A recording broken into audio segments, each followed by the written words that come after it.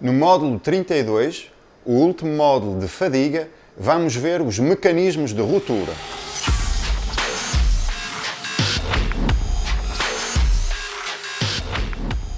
No último módulo de fadiga, vamos ver os mecanismos de ruptura ao nível da microestrutura. Nós vimos logo no início de fadiga que a fadiga era explicada por plasticidades localizadas, onde há uma elevada concentração de tensão. Começa por plastificar, depois há a iniciação de uma fenda, propagação, etc.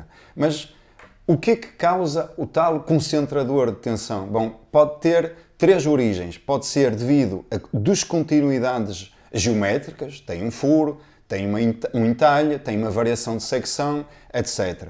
Pode ser interação com o ambiente, porque basicamente é corrosão. À superfície ficam microentalhes que concentram a tensão. E finalmente, acabamentos superficiais insuficientes. A superfície é muito irregular e também tende a concentrar ali a tensão à superfície e causa a iniciação de fendas. Portanto, basicamente estas três coisas. Poderíamos pensar que na ausência destes três fatores estamos bem. Nunca vai haver plasticidades localizadas, nunca vai haver fadiga. Não, infelizmente não. Nesse caso, o próprio material encarrega-se, após os ciclos de tensão, de formar entalhes à superfície do material. Estamos a falar do mecanismo de intrusões-extrusões. Com os ciclos de tensão, há acumulação de dano à superfície do material, há formação de bandas de deslizamento, que estão aqui indicados, que pode ser, ou que pode criar intrusões, como é aqui indicado, ou extrusões. Isto o que é? Acaba por ser microentalhes. Portanto, isto acontece, obviamente, se não houver um entalhe mais severo na geometria do componente. Este mecanismo de intrusões e extrusões. E então vamos ver, ou vamos descrever as várias etapas do processo de fadiga. A primeira tem três etapas, 1, 2 e 3. A primeira etapa consiste na iniciação da fenda.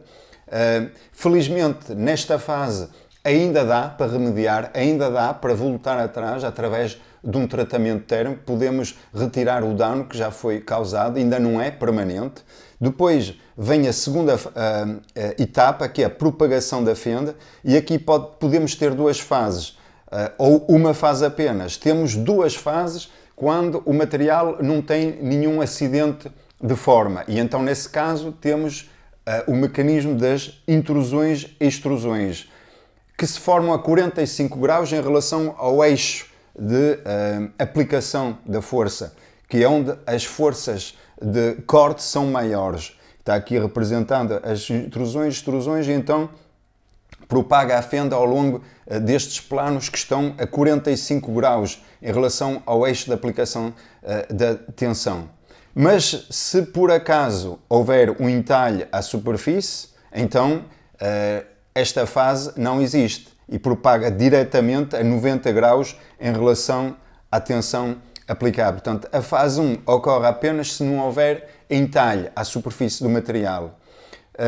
Depois, então, há propagação a 90 graus em relação ao eixo de aplicação, até atingir o comprimento crítico para o qual há a ruptura estática final de uma só vez. Em termos do aspecto da superfície de fratura, temos aqui um esquema daquilo que pode ocorrer. E então temos três zonas distintas. Temos a iniciação, temos a zona de propagação por fadiga e temos a ruptura final. A zona de propagação por fadiga é muito clara porque é muito lisa, enquanto que a ruptura final é muito mais irregular e com deformação plástica, sobretudo se o material for dúctil. A zona ou ponto de iniciação nem sempre é evidente de detectar, mas com as linhas radiais e com as linhas de paragem é muito fácil, porque o centro dessas linhas corresponde ao ponto de iniciação. As linhas de paragem corresponde, como o próprio nome indica, a paragem ou a mudanças de regime, a tensão máxima varia, ou a tensão média, a gama de tensão, isso provoca linhas, aparecem linhas bem definidas no material. Eu até tenho aqui um provete CT Compact Tension que foi solicitado à fadiga, e acho que é muito claro para vós aqui esta zona lisinha de fadiga e depois a ruptura final estática com muita deformação plástica. E aqui aparecem algumas linhas de paragem muito bem definidas, onde os ciclos de tensão foram alterados. Também podem aparecer linhas radiais. Estas linhas aqui, esquematicamente representadas, onde há desnível do plano de propagação da fenda. Do ponto de vista microscópico, isto foi obtido em microscopia eletrónica. Tem aqui uma imagem muito bonita em que esta zona corresponde à zona lisa por fadiga. Isto já agora é de uma fuselagem de um avião liga de alumínio. E então, aqui a zona de propagação por fadiga, o ponto de iniciação seria algures aqui, e aqui a ruptura final, estático, com deformação plástica, e onde podem ser claramente vistos os dimples, que é o mecanismo de ruptura que nós já vimos anteriormente. Também tem aqui uma peça que corresponde a um componente real, não é um provete de laboratório, é uma parte de uma cambota de um avião, portanto, uma cambota enorme que rompeu por fadiga. E mais uma vez conseguimos ver a zona de ruptura por fadiga lisa aqui, que começou junto a um defeito ou a um acidente de forma, estão a ver, tem aqui um furo, e então propagou à volta do furo, aqui, por esta zona, é a zona mais lisa, até romper de maneira dúctil por aqui, onde a superfície já é muito mais irregular. Portanto, aqui é um caso muito prático, real, de um componente que rompeu por fadiga em serviço. Existem também tabelas, atlas, que nos ajudam a identificar o tipo de solicitação que causou a ruptura por fadiga. Tem aqui um exemplo, mas existem muito mais. Tem uma tabela, então, tem várias entradas na tabela, vamos tentar explicar isto.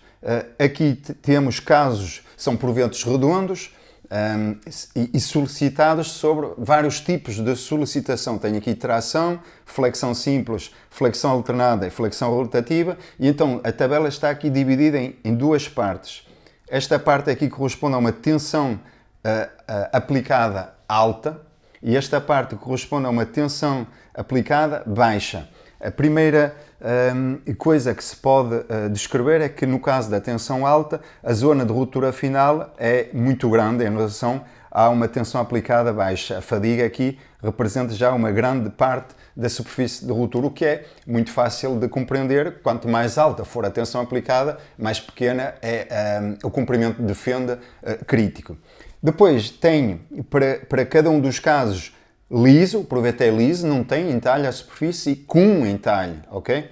Com entalhe é muito interessante de verificar que o crescimento passa de côncavo para convexo, estão a ver? De côncavo para convexo. Porquê? Porque a fenda tende a acompanhar o entalhe onde há mais concentração de tensão.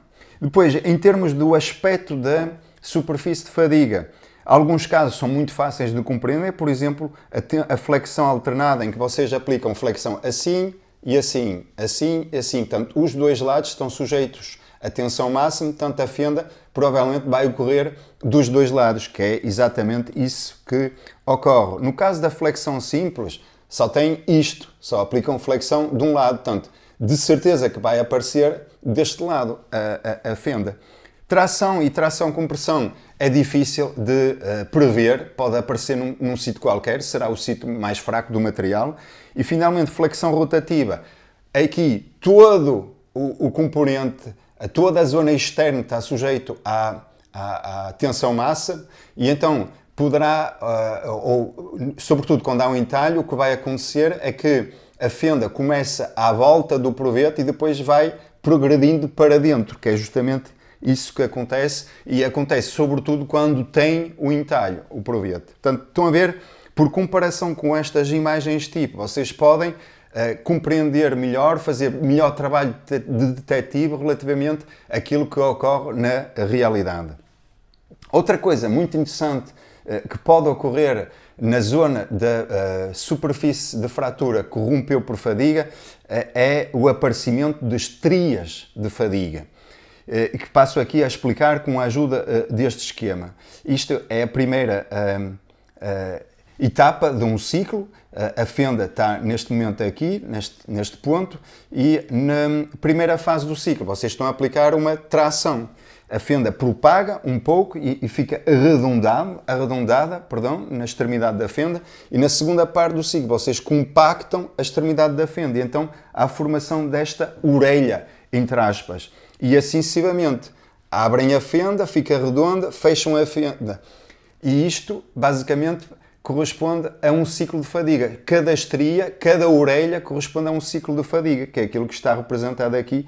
Aqui é uma ampliação de uma zona que rompeu por fadiga, e isto é uma estria, isto é outra estria, outra por aqui fora. Até podem medir a taxa de propagação da fenda local, porque cada estria é formada num ciclo. Portanto, tem a taxa de propagação micro, se quiserem, que podem comparar com a macro. Esta vai dar mais rápido, vai ser mais elevada a taxa de propagação micro, porque o caminho é mais tortuoso e dá uma fenda mais longa do que aquilo que é medida, do que aquela que é medida macroscopicamente. Bom, tendo em conta tudo aquilo que foi visto em termos de fadiga, podemos agora preparar um guião de boas práticas para reduzir ao máximo os riscos de fadiga, problemas de fadiga. Tenho aqui algumas recomendações, se quiserem. Portanto, convém o quê? Convém usar peças de formas geométricas suaves, obviamente, é fácil de entender, a concentração de tensão vai ser reduzida, evitar oxidação e corrosão, temos que proteger a superfície do material, um acabamento superficial fino, porque senão temos microentalhos à superfície, material o mais resistente possível para não haver plasticidades localizadas, inclusões vazios que o material pode ter, os cerâmicos tendem a ter, os metais também têm inclusões, isto tudo são concentradoras de tensões. Posso aplicar tensões residuais de compressão, por exemplo, através de uma grenalhagem, é um tratamento superficial. Isso o que é que provoca? Aumenta a tensão necessária para ou para causar a plasticidade do material. Acaba por ser um aumento de resistência superficial, esta inclusão de tensões residuais de compressão, mas também posso aplicar tratamentos superficiais, como é o caso de uma cimentação num aço à superfície, ele fica muito mais duro do que no núcleo e reduz assim os riscos de aparecimento de fissuras à superfície, porque é muito mais difícil de haver plasticidades à superfície do material. E com isto acabamos a fadiga.